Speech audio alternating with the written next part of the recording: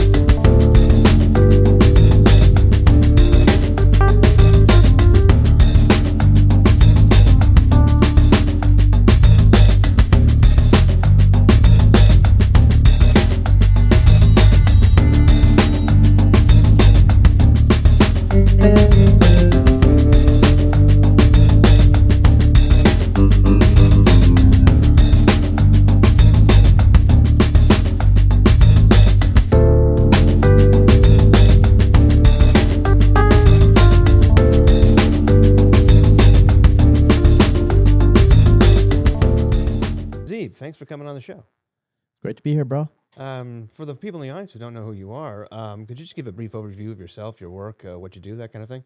Yeah. So basically, I am by training a geneticist. I've written about genetics and other adjacent topics for about 25 years on the internet. I have a Substack called Razib Khan's Unsupervised Learning, and I'm also by day a tech executive here in Austin, where I've lived for the last 10 years. Yeah, you've been around forever. I mean, I was reading your stuff all the way back in the late 2000s.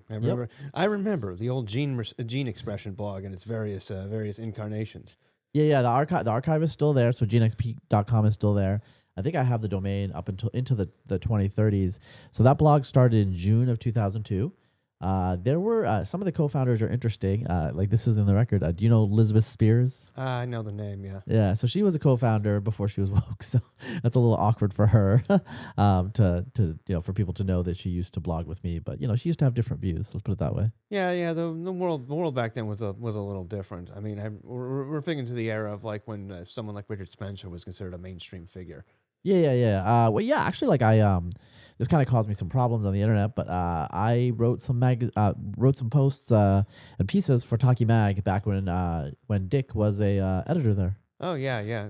We're talking ancient history now. Yeah, 2008. Yeah. 2008, back in 2000. Yeah, so I go back with some of these people. I actually said I think I told some people this, but I emailed Steve Saylor in 1999, and that's when our friendship kind of started back then. So recently I told Steve, I emailed him, I was like, hey, when I emailed you, you were like considerably younger than I am now.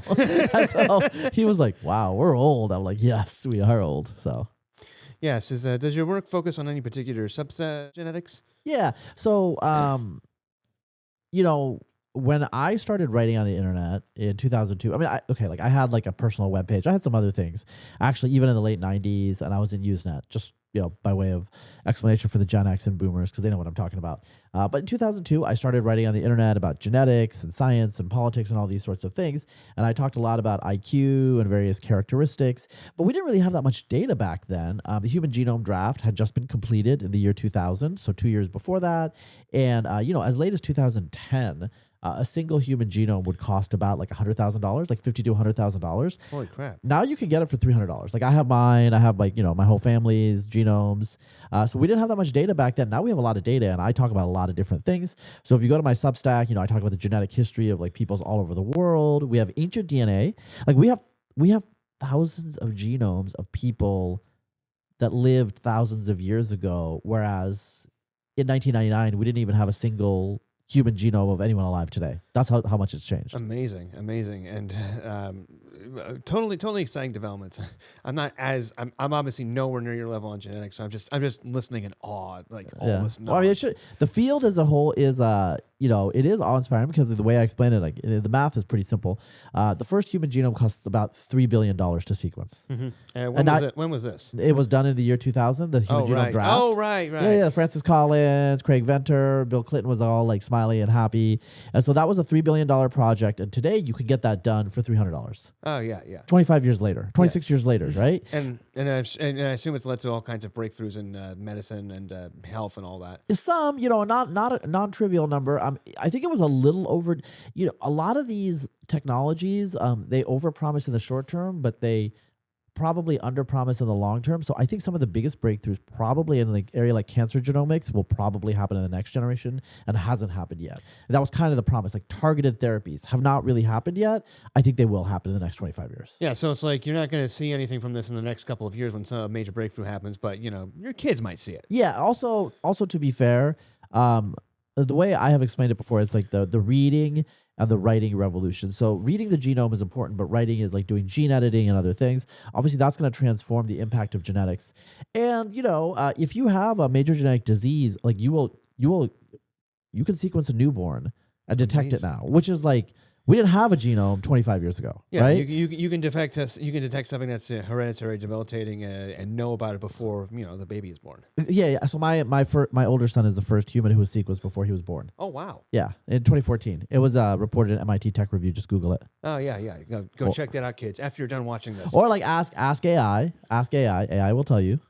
Hopefully, don't ask Gemini because they screw things up all the time.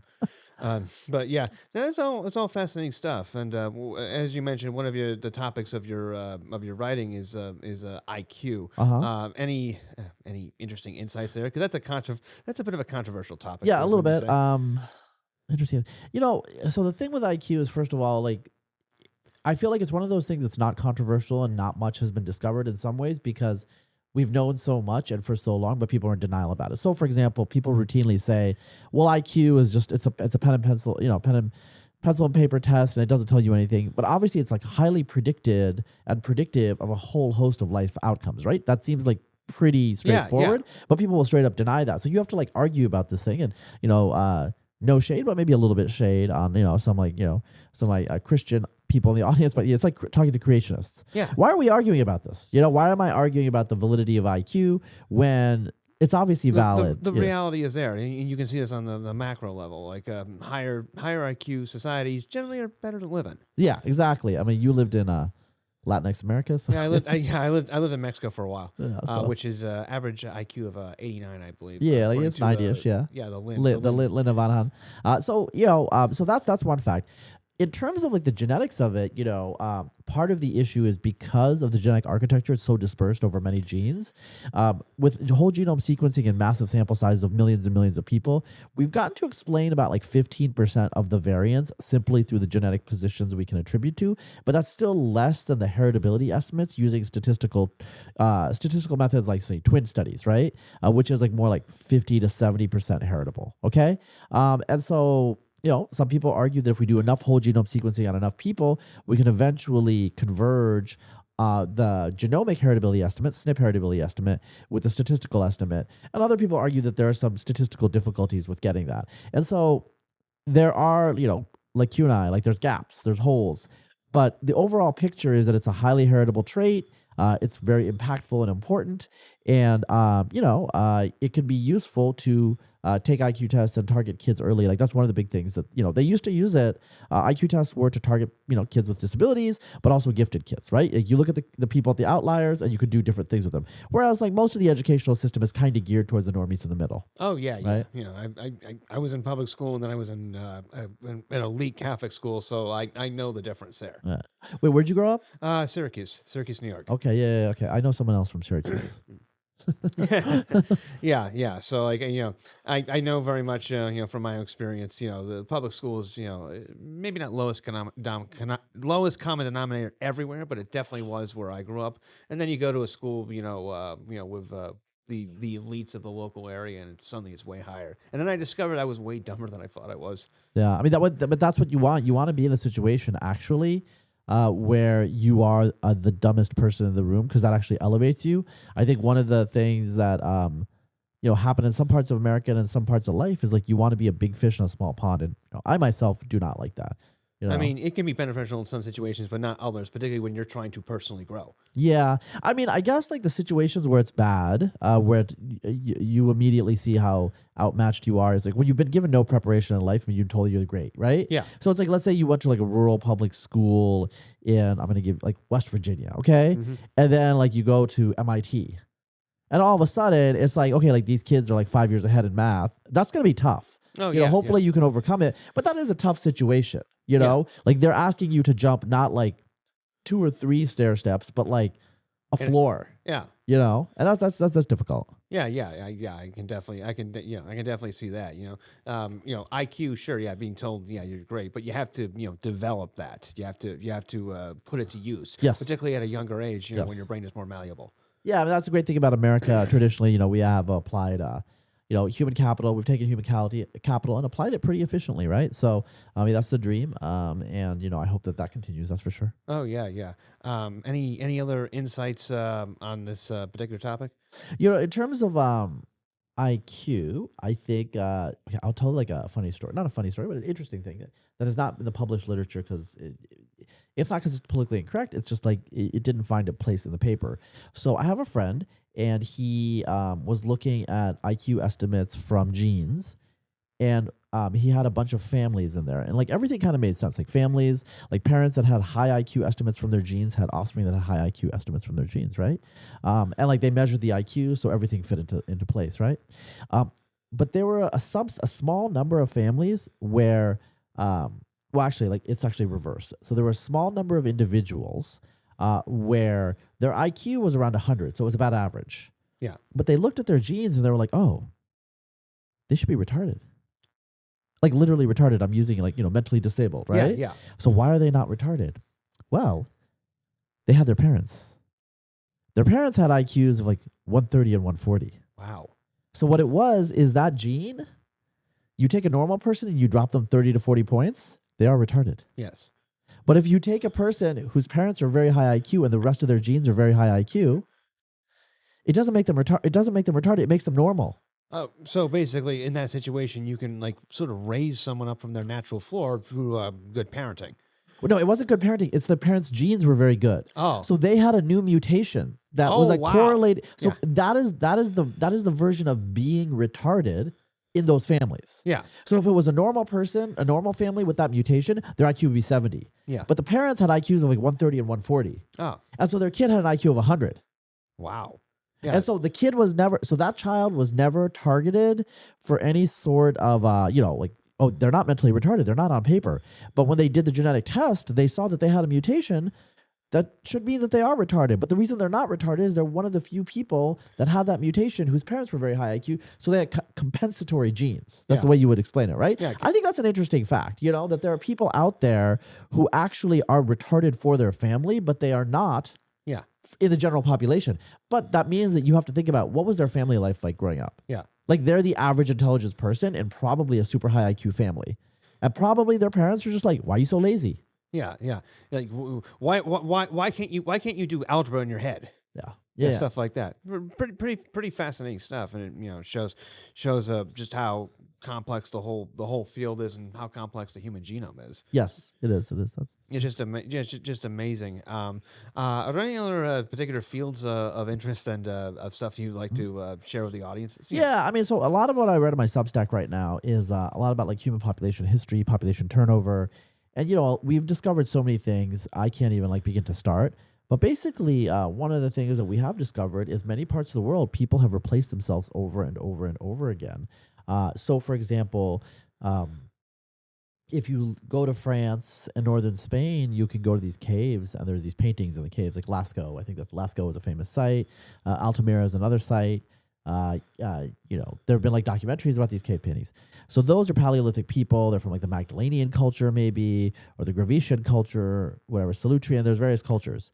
And, if you look at the genes of those people, it turns out there's very, very, very little in modern Europeans left. Because modern Europeans have been replaced 3 or 4 times. The people in that region of France or Spain have been replaced 3 or 4 times since those cave paintings occurred, right? And so when you look at those cave paintings, those are, to some extent, the only legacy of these ancient Paleolithic people in the modern world, because they left very few descendants. Well, how are they replaced? For like mass migration? I mean, the movements of peoples, or just birth rate collapse?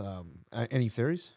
I mean, I'm assuming there was violence involved. Oh yeah, that's always a fair. It's probably. I mean, it was probably what it was. Is probably like one population, developed better toolkit, and just replace it. Well, what you see, this is like a geographical issue. What you often see in these sorts of population dynamics is the core zones with higher density always give off more splinter populations that replace populations on the edge, because populations on the edge have less access to innovations and ideas, and so they tend to be a little bit more backward. Oh, that's interesting. All right. And so that's why you see this repeated pattern where in Europe, it's from Southeast Europe and the Eastern Mediterranean, these populations keep coming out and replacing Western European populations. Yeah, they just I guess advance north and east for the Yeah. continent. So there's basically the Northern Mediterranean littoral is what they use. Yes, yeah, it's and you said this has happened like 3 or 4 times. Yes. Well, I mean, I could like enumerate it for your audience. So first of all, there was a replacement in Europe that occurred about 38,000 years ago. The descendants of the initial Upper Paleolithic were replaced by late Aurignacian that later became Gravettian people. Those people turned into the Solutreans and Magdalenians, who themselves were replaced by the Villabruna people, kind of the Epigravettian, so the late Ice Age, let's say about like 15,000 years ago across most of Europe. And then those people became the Mesolithic people, the last foragers in Europe, and they were replaced by the early European farmers who came out of Anatolia, depending on where you are in Europe, between like... So we're talking like on a massive scale. On a massive time scale. scale. 9 to 5,000 years ago, depending on where you are, they got replaced. And then those people were substantially replaced, not totally replaced, but admixed with the people that came out of the Eurasian steppe about 5 to 4,000 years ago.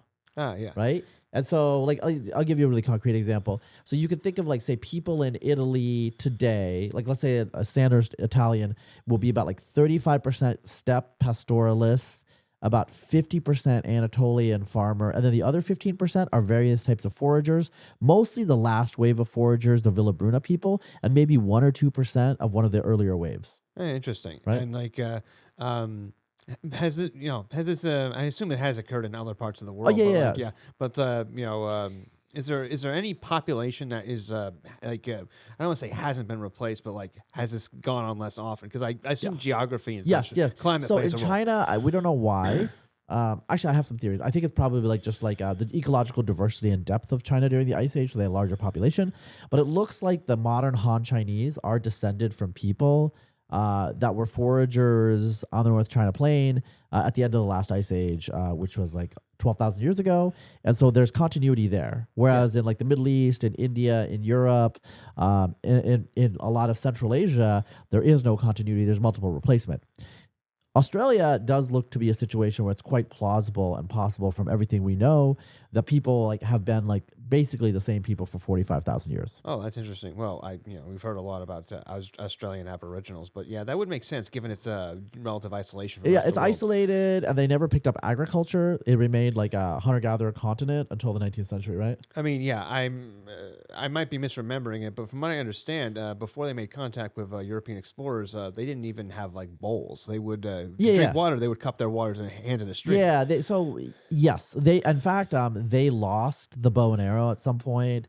So what happens when you have low population densities and like poor connection, you tend to lose technology, and because there's poor connection with the rest of the world, it doesn't get rediscovered. So the bow, for example, was brought to Europe 40,000 years ago, and then it disappeared, and then it was rediscovered multiple times. And it's just because like people are stupid. Yeah, I mean, there are more recent examples. Like the Roman concrete was lost in Europe for about 1,000 years. But it was in part because, as I recall, the Romans put in a type of volcanic ash in it that was not accessible in the rest of Europe, and nobody knew where to find it. Yeah. Well, I mean, so like Brunelleschi's Duomo in Florence, right? Yes. That was a big deal because they had not been able to make a dome like that since the 6th century. Oh, yeah. Like since the Hagia Sophia in Constantinople. Well, and there are some things that have been lost that we still haven't figured out, like the Byzantine Empire ships that used a weapon called Greek fire. Yes. No one's been able to replicate that. Yeah, that's probably some sort of naphtha, right? But like no one knows the exact formula. Yeah, so like when it comes to science, kids, use it or lose it. Yeah, that's exactly true. I was like, one person might be the only one that knows something, and this was much more true in the ancient world than today. Yeah. Right. Over the past like 2,000 years, we've had like a lot of like text and like the whole idea of the Iliad and the Odyssey being part of a greater epic, and like five of those are just lost. Like Yes. there's so much just random stuff, that was common knowledge, like 3,000, 2,500 years ago in antiquity Yeah. that we just don't have anymore, and that's occurring over a relatively small time Yeah. scale. Well, you see that if you read the Bible, there are references in the Bible, especially in Genesis, to things that were probably like folk heroes, and they don't really make any sense in the context of the narrative to us, but they're actually call outs to the people then. Yeah. But because the people then had like knowledge of like the folklore and the mythology of their era, whereas like, like, look, if I like said something about Paul Bunyan right now to make an analogy, Yeah. a lot of non-Americans would not know what I'm talking about. Or an analogy, say 500 years from now, someone discovers a Spider-Man comic and they think Spider-Man was a real person in our era. Yes, exactly. Yes, exactly. That's some people actually might think that Spider-Man's already a real person. Well, there was that joke the Iranians made after Soleimani was assassinated. It's like, we can't. There's no one equivalent in America because like their heroes are like, I don't know, SpongeBob SquarePants or something. Yeah. There's a lack of cultural understanding even today. So it's going to be like way, way weirder, 5 centuries in the future, like looking at us now, right? Yeah. I mean, I might be wrong on this, but a lot of a good deal of, say, Egyptology is a bit speculative because you're working with what you have to a certain extent. You're working with what you have in theories, and again, I follow this stuff, but I jumble up the details. If I recall correctly, about a year ago, like these massive like pillars were discovered underneath one of the pyramids. Yeah, I think I heard that. Yeah, there's a lot of like ancient masonry. We don't. From my understanding, is like we don't know a lot of the techniques, partly because we have new technology. Yeah, and so like we built something better, more efficient. And they're not going to like discover the old technique. And like that's actually true with a lot of skills. Like there's things like sewing that people used to all know how to do. Oh yeah, and today. I had a home ec class in 6th grade, and like that didn't cover sewing. My mom was like, "Wait, I learned how to sew." Yeah, our parents' generation learned how to sew. Like a lot of this information isn't getting passed down, in part because it's not seen as relevant. Yes, yeah. Well, I mean, if you read textiles, I mean, basically like fast fashion, all that stuff, everything is way cheaper, and we don't really think about that. Also, like often they're not as high quality because it's disposable, right? Yeah. Yeah, the mentality more is like you buy something and you expect it to wear out 2-3 years or possibly sooner. Exactly.